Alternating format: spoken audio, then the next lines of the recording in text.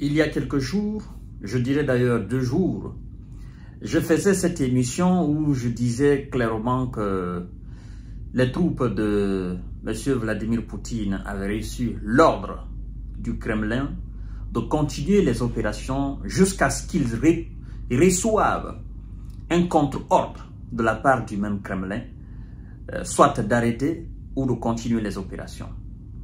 Et cet ordre qui a été reçu a été transmis de façon directe aux éléments qui sont en première ligne. Et je peux vous assurer aujourd'hui que, avec ce que nous apprenons là, ce matin, ça vient corroborer nos dires. Parce que quand nous parlons souvent, il y a des gens qui mettent nos dires dans le doute. Alors, c'est une nouvelle localité qui vient de tomber dans les mains des Russes. Est-ce que je peux même dire qu'il vient de tomber? Non, c'est une nouvelle localité qui vient d'être libérée par les troupes russes. Ils ont chassé les éléments de M. Zelelan, les ont mis en déroute parce que, évidemment, les éléments de M. Zelelan comprennent qu'ils n'ont aucune chance dorénavant de tenir les positions. Je ne dis pas aucune chance de chasser les Russes ou de repousser les Russes. Je dirais tout simplement qu'ils n'ont aucune chance de tenir face aux Russes. Parce que, comme je vous ai dit avant-hier, si avec le matériel militaire américain, si avec le renseignement militaire américain, si avec l'imagerie satellitaire américaine, si avec les gros moyens des Américains, ils ne parvenaient pas à tenir leur position, sans maintenant ces moyens colossaux américains, comment peuvent-ils résister? Il n'y a plus de chance. Le désespoir a fini par gagner, par s'emparer même des hommes de M. Zelelan sur le terrain. Le découragement est total, le désemparement est total.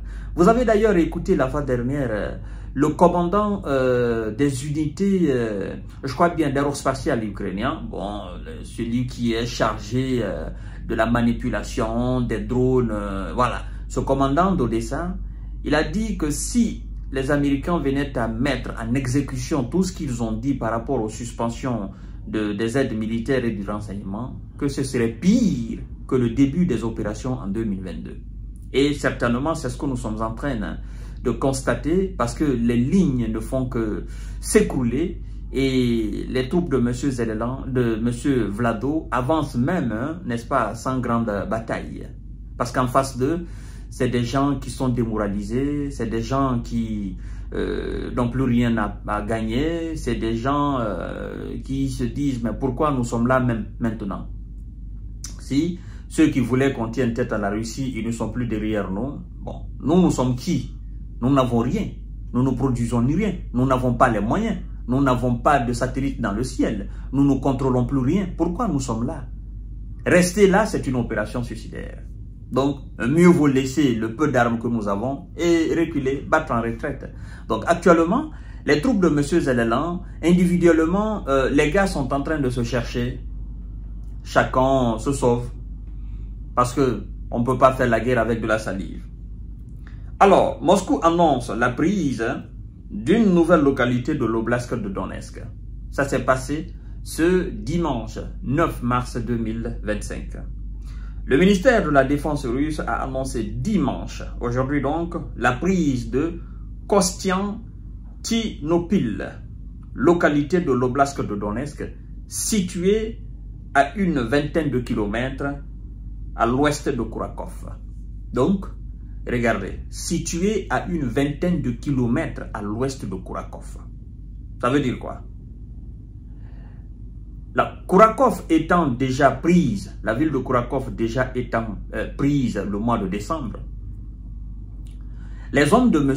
Vlado, c'est-à-dire les troupes russes, dans toutes les directions, à l'est de Kourakov, à l'ouest de Kourakov, au nord de Kourakov, au sud de Kourakov, ils avancent dans toutes les directions. Ils ont tellement avancé que Kourakov est resté derrière eux à l'ouest. Donc, ils sont à une vingtaine de kilomètres. Donc, de Kourakov jusqu'à cette nouvelle localité, toutes les localités qui étaient dans ces 20 km sont sous le contrôle russe depuis le mois de décembre 2024. Et donc, aujourd'hui, le commandant des forces armées ukrainiennes, M. Syrski, voilà, Oleksandr Syrski, le général Oleksandr Syrski, ben, il ne sait plus quoi faire, ne sait plus quoi dire. Parce que tout son espoir reposait sur l'aide américaine. Vous voyez? Donc, il a parlé aux Européens. Il a fait appel à l'aide européenne. Mais l'Europe n'a pas ces moyens-là. L'Europe ne produit pas. Et laissez-moi vous dire que d'ailleurs, il y a une tension accrue actuellement entre les Européens. Par rapport à quoi? Vous savez, à Bruxelles, quand ils se sont réunis, ils ont convenu entre eux de regrouper 800 milliards pour la défense européenne. 800 milliards pour la défense européenne.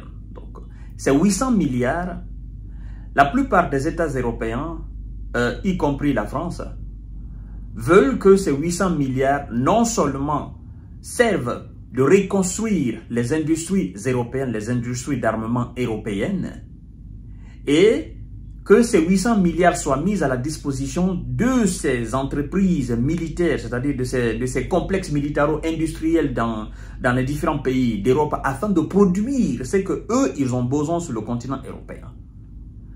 Et il y a une partie des Européens, plus les Allemands, qui sont pour l'achat d'armement américain avec ces 800 milliards. Et donc, la partie française et ses supporters disent non, on ne peut pas faire cela. Hein? On ne peut pas faire cela. Les Américains, ils nous ont mis dans un sale drap. On était tous derrière l'Ukraine. Ils disent maintenant qu'ils vont suspendre ceci, ils ont suspendu cela. Maintenant, on entend dire qu'ils ont envie de sortir de l'OTAN. Et vous voulez que nous continuions d'acheter ces armes américaines pour défendre l'Europe. Et vous n'êtes pas sans savoir qu'il y a des armes qu'on ne peut pas utiliser sans que le constructeur ne donne son aval. Donc, il y a cette dissension aujourd'hui au sein de l'OTAN. Et le patron de l'armée ukrainienne, le général Oleksandr Syrski, il demande de l'aide à ces gens qui n'en ont pas. En fait, j'ai fait référence à cette décision prise à Bruxelles par les OTANiens parce que lui, il pense pouvoir convaincre les Européens à prendre la place des Américains dans le fournissement d'aide à l'Ukraine. Mais il oublie que les Européens eux-mêmes n'ont pas d'armes pour se défendre.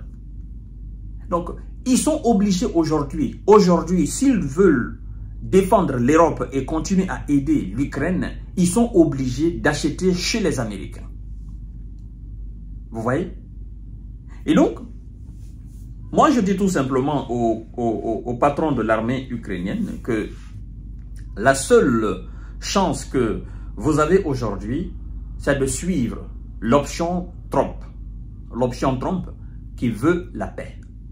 La paix est la seule option crédible, possible pour vous de vivre tranquillement, de vivre, n'est-ce pas, en tant que peuple digne.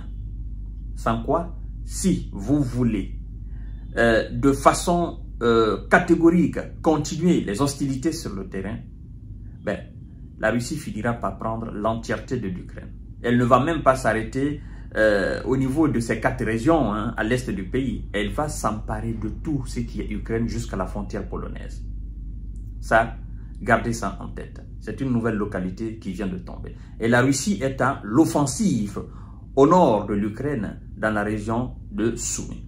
Je vous reviens tout à l'heure parce que cette information vient de tomber. Merci beaucoup.